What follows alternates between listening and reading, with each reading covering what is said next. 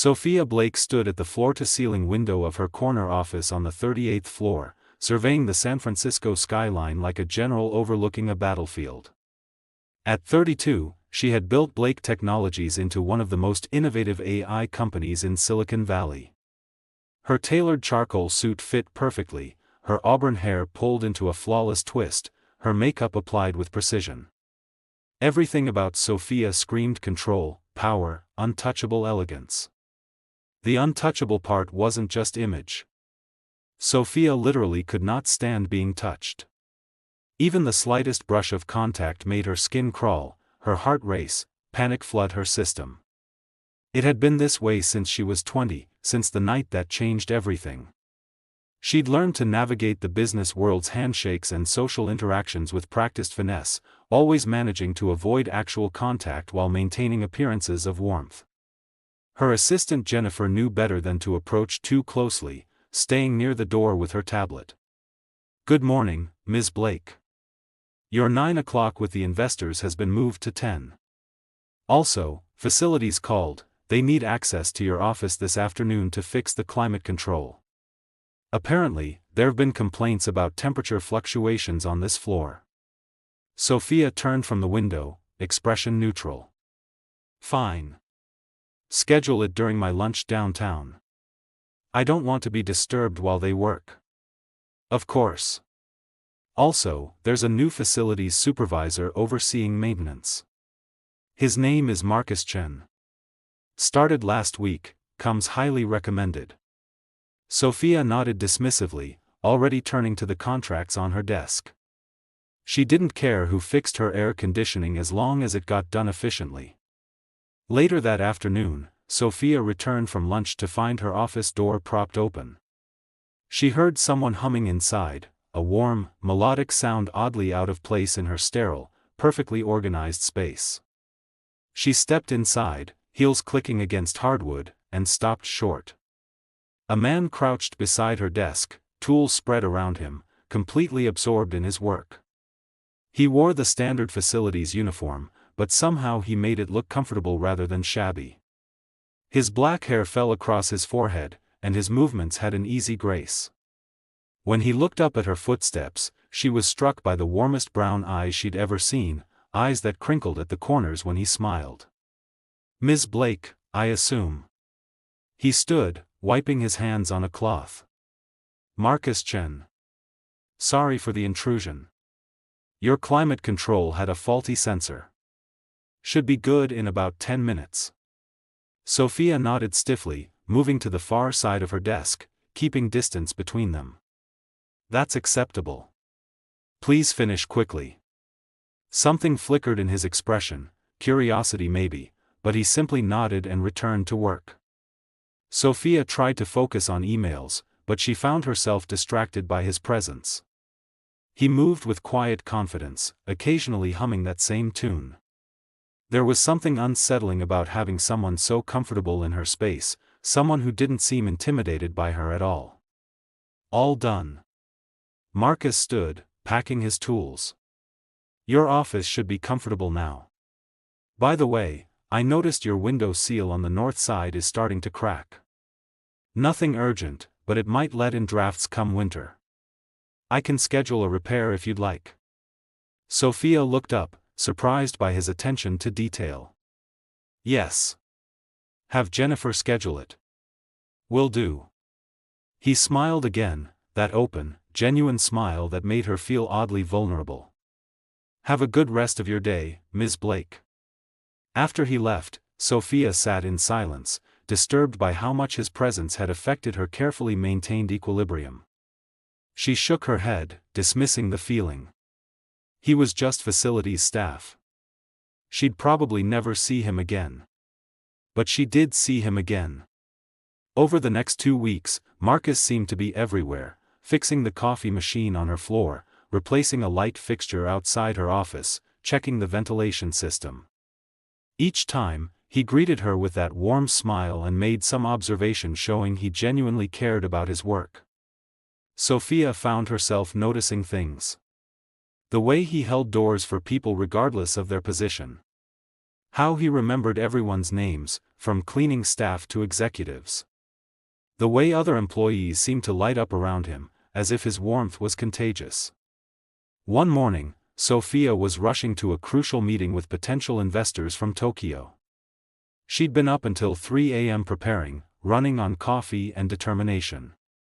As she stepped into the elevator reviewing notes on her tablet, her mind already in the conference room, the doors began closing.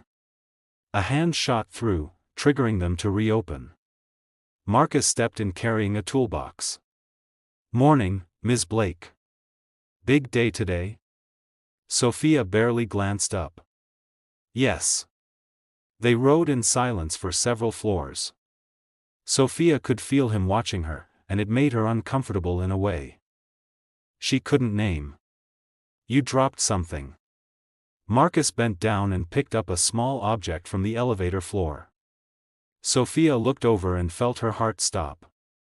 It was her mother's bracelet, the only piece of jewelry she wore every day, usually hidden under her sleeve. The clasp must have broken. She reached for it instinctively. Their fingers brushed for the briefest moment as he placed the bracelet in her palm. Sophia froze. The panic she expected, the visceral recoil, the flood of fear, none of it came. Instead, she felt warmth. Just simple human warmth. It was so unexpected that she stood staring at her own hand as if it belonged to someone else.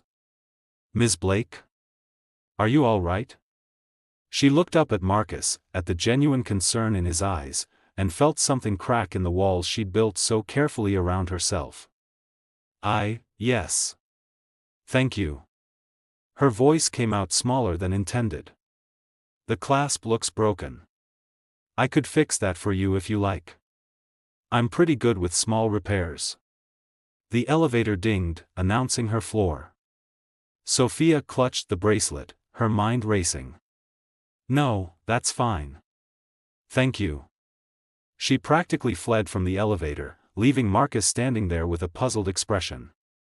Sophia made it to the conference room, delivered her presentation flawlessly, and secured the investment. But the entire time, part of her mind was elsewhere, replaying that moment in the elevator. That evening, long after most employees had gone home, Sophia stood at her window again, the bracelet in her hand.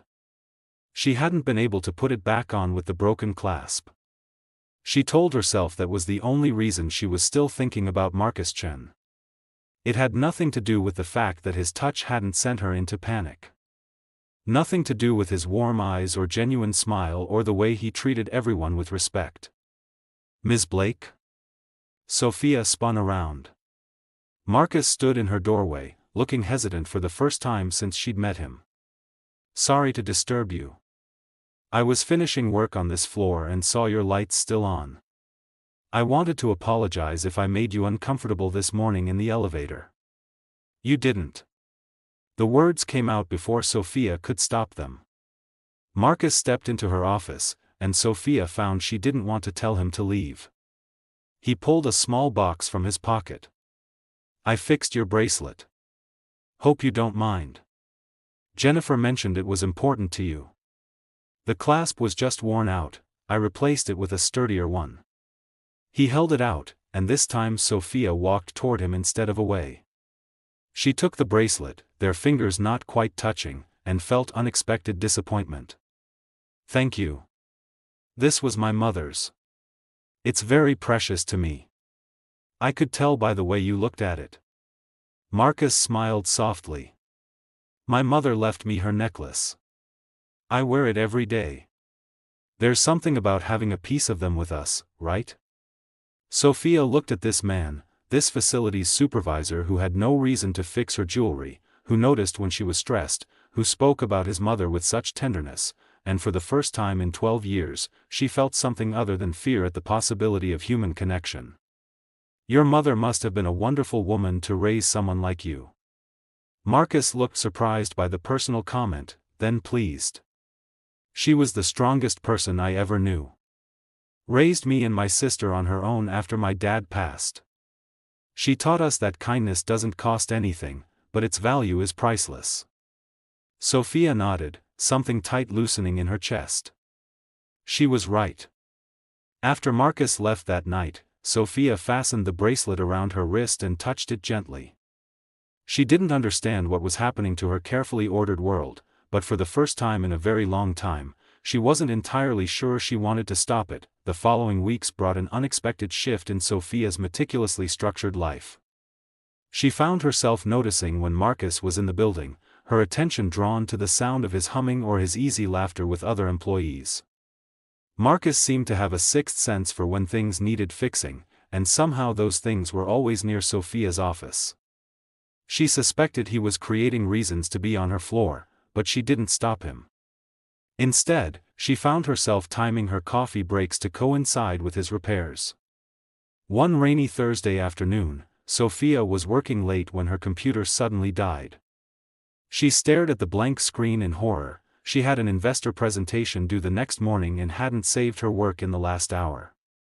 There was a knock at her door. Marcus stood there, tool bag in hand. Saw the lights flicker on this floor. Everything okay? My computer just died. I have critical work that I may have just lost. Marcus set down his bag and walked over. May I? Sophia nodded, stepping aside. She watched as he checked connections with practiced confidence. Your power strip failed, but your computer should be fine. He pulled out his phone, showing Sophia a photo. A small girl with Marcus's features smiled at the camera, but her skin had a subtle purple tone that shimmered. Her mother wasn't human, Marcus said quietly. She was an alien scientist studying Earth's renewable energy. We fell in love. She died when Arya was born, complications from the biological incompatibility. His voice cracked. I've kept Arya hidden because if anyone discovered her existence, she'd be taken from me. Studied. Treated like a specimen. Sophia stared at the photo, mind reeling. Then she looked at Marcus, at the fear and hope warring in his eyes. I want to meet her, she said. Marcus brought Sophia to his modest home in the suburbs that night. Through a secure room, he led her to where Arya sat reading, her purple skin glowing softly in the lamplight. Arya, this is Sophia. She's someone very special to me. The girl studied Sophia with eyes that held galaxies, deep purple and knowing beyond her years. Your heart rate elevated when you saw me. Surprise, but not fear. That's rare. Hi, Arya, Sophia said, kneeling. Your dad says you love learning. What are you reading? Advanced physics. Dad thinks I should read more fiction, but most stories lack scientific accuracy. Over the following weeks, Sophia visited daily. She brought puzzles, played games, treated Arya like the brilliant child she was. The girl bloomed under attention, laughing and being silly in ways Marcus said she never had. She's never connected with anyone like this, Marcus told Sophia one evening. You're giving her something I couldn't, acceptance of all of her. But Monday morning brought disaster. Sophia arrived at work to find photos circulating, her and Marcus holding hands on the rooftop, leaving his house together, embracing in the parking garage. The email subject lines were brutal: CEO's inappropriate relationship and Blake Technologies leadership questions. The board meeting was worse. 8 executives sat around the mahogany table, expressions ranging from disapproval to hostility. Sophia, we must address this situation with the facilities worker, Robert Morrison, the eldest board member, said. It's creating an image problem. People are talking. Let them talk. My personal life has no bearing on my ability to run this company.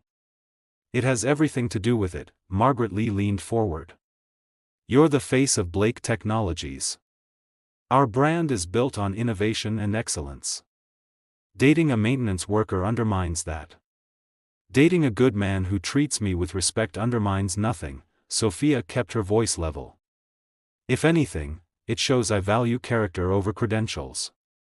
Robert slammed his hand on the table. Your father would be ashamed. This company has standards. The mention of her father stung, but Sophia had spent too many years letting his ghost control her choices. My father built a successful company but failed to build a relationship with his daughter. I won't make the same mistake by choosing business over happiness. Then perhaps you should step down as CEO, Thomas Wright spoke up. We can offer generous severance. You can pursue your personal interests without dragging the company's reputation through mud. Sophia pulled documents from her folder. Before you continue, review the shareholder agreements.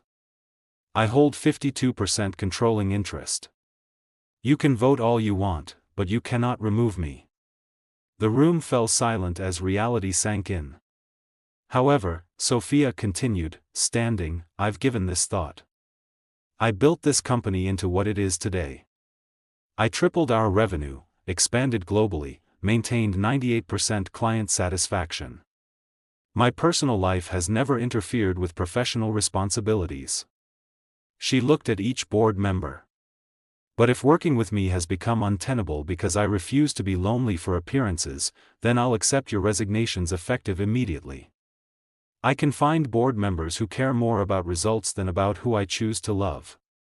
Robert stood, face red. You can't do this. I absolutely can. Sophia gathered her papers. You have until 5 this evening to decide. Those who wish to remain under my leadership are welcome. Those who cannot accept that I'm a complete human being are free to leave. She walked out, heart pounding but head high. Marcus was waiting in her office. How did it go? Half of them will resign. And how do you feel about that? Sophia considered honestly. Surprisingly liberated. Terrified, but liberated. Marcus smiled and took her hands. 3 months ago, you were successful but alone. Powerful but afraid. Now you laugh. You let people close. You're learning to live instead of just existing. Even if you lost the company tomorrow, you'd still have yourself back. That's worth more than any empire. When did you become so wise? When I met a woman who made me want to be worthy of her. You already are. Sophia stepped closer. You're the most worthy person. 3 board members resigned, including Robert Morrison. Sophia quickly recruited replacements, younger leaders who brought fresh perspectives. The company didn't collapse. Employee morale actually improved as word spread that their CEO chose authenticity over appearances. But the public scrutiny intensified. Tech blogs ran stories. Competitors whispered. Former colleagues judged. Marcus found Sophia working late one Friday, her expression troubled. Talk to me, he said, sitting beside her. I'm being called to testify before a special committee about Arya. Someone leaked information about her existence. They want to verify claims of extraterrestrial contact. Marcus went pale. When? Next month. My lawyers are fighting it, but Marcus, if they find out about her, if they take her, then we don't give them the chance. Marcus took her hands. I've been offered a position, chief of facilities for a private research campus in Montana. Remote location, high security, progressive leadership. They know about Arya. They don't care. They want us there because of our skills, not despite our circumstances. You'd leave everything here? There's nothing here I need except you. The question is, will you come with us? Sophia looked at this man who'd taught her to be touched without fear, who'd shown her that walls were prisons, who'd given her a daughter to love. Yes. I'll come. 6 months later, Sophia stood on the deck of their mountain home, watching Arya play in the meadow. The girl's purple skin glowed in sunlight as she chased butterflies, finally free to be herself. Marcus wrapped his arms around Sophia from behind, a gesture she now craved rather than feared. Happy, he murmured. More than I ever imagined possible. She'd sold her majority stake in Blake Technologies for a fortune she'd never need. Now she consulted remotely, choosing projects that interested her rather than consumed her. Marcus ran facilities for the research campus, his talents finally appreciated.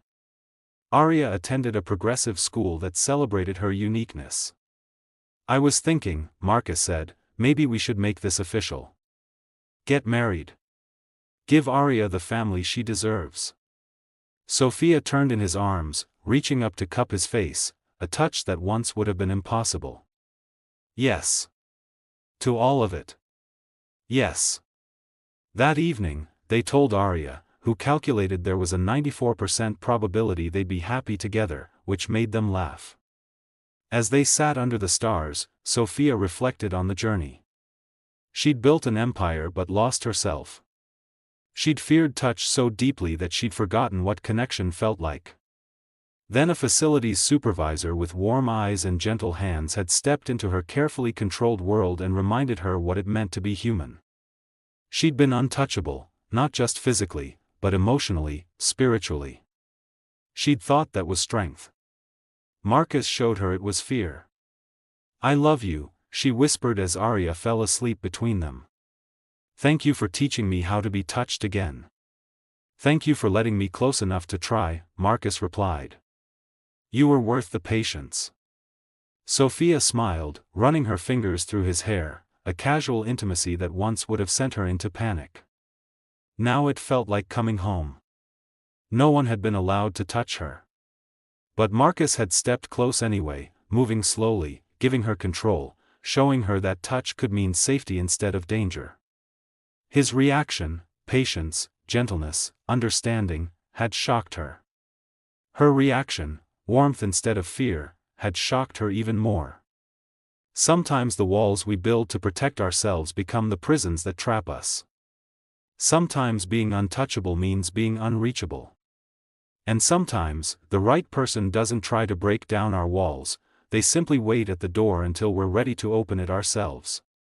As stars wheeled overhead and Arya's soft breathing filled the night, Sophia knew she'd made the right choice.